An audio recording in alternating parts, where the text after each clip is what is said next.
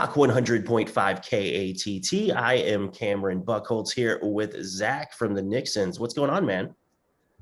Hey, man. Now, you guys are playing down in Chickasha this Saturday night at Legends Event Park with Tantric, which should be a really fun show. Yeah, I'm pretty excited. It's our first post-pandemic Oklahoma show. So, Yeah. and obviously Oklahoma's home to us. You guys, the KATT, are sort of our home team radio station. So appreciate the support, and we're stoked to play a show. Yeah, absolutely. It's part of our low dose summer concert series down there at Legends in Chickasha. And over the years, have you guys played in Chickasha? I don't think you have, at least since you reunited. But back in the '90s, was that a thing? I don't even think, no, I think this might be I said our first post-pandemic show. This might be our first show ever in Chickasha, Oklahoma. I thought we'd played every town in Oklahoma. That's what I was going to ask. If back then, did you guys kind of make the rounds of the small towns, or did you kind of stick to Oklahoma City and Tulsa and that sort of thing? Well, I mean, a lot of people know this about the Nixons. When we very first started, we were based in Norman / Oklahoma City, and we played anywhere that would have us. Honestly, I mean, we played obviously Stillwater, Norman, Oklahoma City, but then my hometown, Ada, we played, and then sort of, it was a different time. I saw a flyer the other day of like a week in Dallas, Texas, and a week in Oklahoma City in like '93. And I think we played Dallas twice in 1 week and Oklahoma City twice in 2 weeks. So it's different. I mean, we wouldn't do that now, but I don't know why, but we just would play all the time. Right. And But I never, guess when you're starting out, it's like you're not going to overexpose yourself, just whatever you can get. yeah, but never Chickasha. So here we go. Gotcha. Well, yeah, first time for everything, I suppose. Absolutely. But now you mentioned it being the first show back from quarantine, but you guys still kind of put out music. You released an EP last year, kind of at the almost the height of quarantine and such. Yeah, man, it's weird. I think it's that thing of, when you're just locked in your house, you reach out to people. And I wrote, my day job is I'm in Nashville, Tennessee. I'm a songwriter. So I wrote on Zoom, every day. And the Nixons were able to, release our EP Sonic Boom, which is available to people. And, I actually released a couple solo, EPs, and, we have our very first EP 6 that we released in the early '90s is now available on vinyl. So yeah, weirdly we put a bunch of stuff out there into the universe. So I'm happy about that and proud of us for kind of just hunkering down and doing stuff. But now it is cool because I'm able to say we're playing this weekend, live shows, and then we have shows later in September, playing down in Dallas, and so yeah, a bunch of stuff, and it's cool. It's cool. Nice. And now obviously John stays busy being in Seether, your drummer. But when he's not around, his son plays with you, right? Well, he's playing with us for these upcoming round of shows. Jackson is kind of a badass. Weirdly, he's a lot like his dad. He's just a great drummer. And it happened again, just sort of faced with, a bad situation a few years ago. We booked shows, and then Seether's schedule changed, and John had to go with Seether. Seether is going to be his main thing. Mm-hmm. Much like my main thing is songwriting. And if ever there was, hey, Carrie Underwood wants to write with you this weekend, I would have to cancel Nixon shows. Sure, yeah. But luckily for us, when that happened, John offered as a solution, but my son Jackson knows these songs. He's been playing them since he was 2 years old, and he filled in, and it was really a lot of fun and kind of cool. Even some of the fans remarked that, oh, it's so cool, I got to see the Nixons with John and Jackson. Yeah. Funny side note, my son Jude one time when he heard about this happening, he's like, he's a singer, he's a songwriter. He said, "Well, Dad, if you're ever out, I could fill in, for you." So Nice. And when John first floated the idea of his son, did you kind of roll your eyes? Were you like, "Oh, come on, man"? Like, not so much roll your eyes as much as just a big fat question mark, yeah, right? Like, oh wait, can that be a thing? I mean, yeah, you just would never think it. But again, it's such a unique situation. For people that know the Nixons, they'll know what I'm talking about right now. But it's such a unique situation insofar as Jackson is, what was the character in Austin Powers, the mini me? I mean, oh, sure. Jackson is just John. He's just another John. It's kind of bizarre and awesome. And by the way, I should say, even personality wise, they're very similar. And so it's kind of cool. Even so much as when we're texting back and forth these last few weeks about the set list, right? So we're playing the show, the set time sort of changed, and we were like, well, should we add this song? Should we take away this song? And I put in the thread, Jackson, you're not the original drummer for the Nixons. Are you okay with this? And he was just kind of like, yeah, I'm cool, just whatever. So anyway, it's all good. Nice, nice. And I know we mentioned the EP and stuff, but in the last 4 years since you guys have got back together, you kind of trickled out new songs, and at this point probably have I don't even know how many new songs, but a good amount in the last 4 years. Kind of talk to me about that process, because obviously you do not live here in OKC anymore, and how does that kind of work?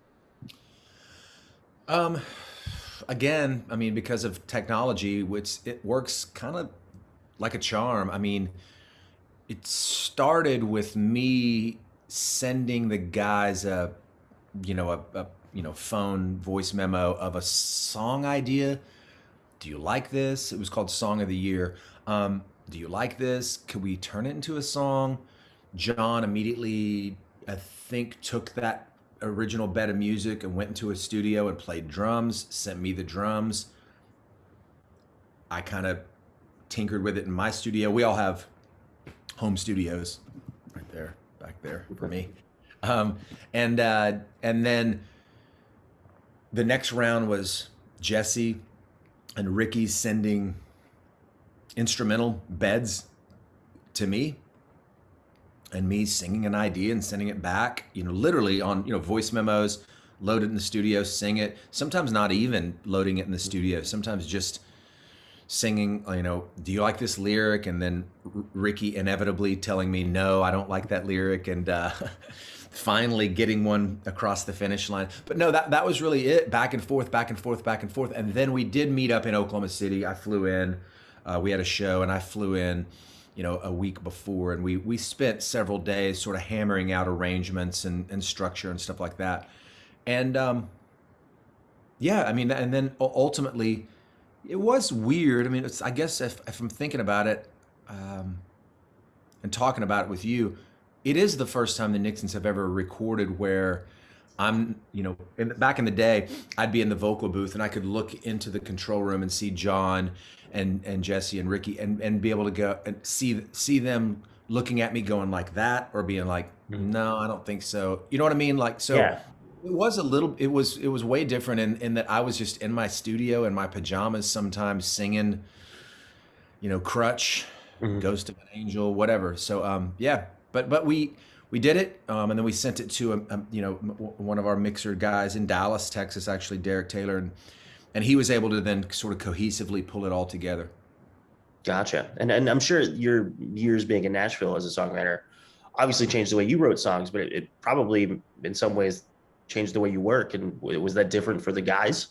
Because I'm sure all of you probably, I guess, came together as different people after however many years, 17 years or whatever it was. But I'd imagine that's one way that it, kind of showed itself.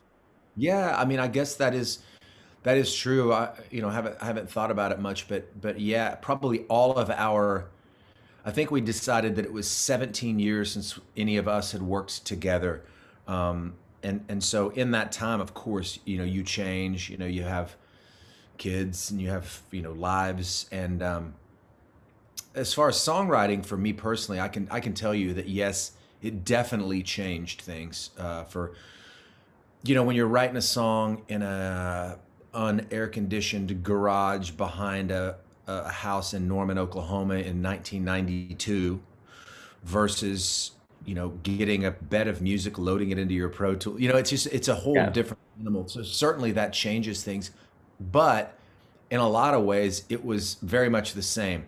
There were funny things that would happen where Jesse would be like, "Yeah, I don't know about that, Zach. I think, or what if I add this guitar thing right here?" When we were working that, like I said, that time we had together in Oklahoma City, doing arrangements. So a lot of things were the same, and then of course a lot of things have changed and perspectives, and you know I can say that John, I always fall back on. The drummer is the most important dude in a rock and roll band. I mean, maybe that's not right. I don't know. Mick Jagger and Bono might argue that point, For sure. but John is just such a rock of a drummer. Mhm. He's been doing it. All of us went away from it. I didn't sing live in front of people hardly at all. Maybe an occasional songwriter show, Mhm. but John has been just steady drumming for 20 years. So that was a big plus. We were able to lean on him and still are. Gotcha. Now you mentioned Songwriter Show. Another thing that you do in normal times, at least every year, is the Oklahoma Songwriters Fest. So I was wondering what the kind of status of that was, if there's going to be one in 2023, I suppose, or 2022, maybe. I don't know. Yeah. So the last one was a virtual event, Okay, that makes Cool. sense. which was cool. You know, we pulled it off. So yeah. So for people that don't know, that's a thing that I started 5 years ago, and it's I bring some Nashville songwriters to Oklahoma City. We do a series of dinners and panels and workshops, and then we culminate with a big show on the Saturday, usually the Saturday night, the final night of the weekend, and it's something in Nashville that's known as a songwriter round, and it's just I would sing a song, and then previous dudes I've brought were Marcus Hummon, who wrote "Bless the Broken Road," and Marty Fredrickson, who wrote "Jaded" by Aerosmith, and Brett James, who's an Okie, also wrote "Jesus Take the Wheel." So we would each sing those songs, and then they would do another round, hence the word round, right around. And to answer your question, I don't know yet. I'm talking to all the people involved, sponsors. I'm heavily involved with the state of Oklahoma. Mhm. My sister is the head of the Oklahoma Office of Film and Music, so her office has been amazingly supportive, and so we're still kind of deciding what to do, right? Because we did do it virtually last year. You know, we're hoping to do it live and in person. Yeah, in 2022, that would be the hope. Gotcha. Awesome, man. Well, Zach, I appreciate the time, and looking forward to the show this Saturday night down in Chickasha at Legends. And yeah, thanks a lot, man. Oh man, thank you. And I say this every time. The KATT, I think, was the first radio station to play my music a million years ago. So thanks for the continued support. I love you guys. Absolutely, man. Thank you.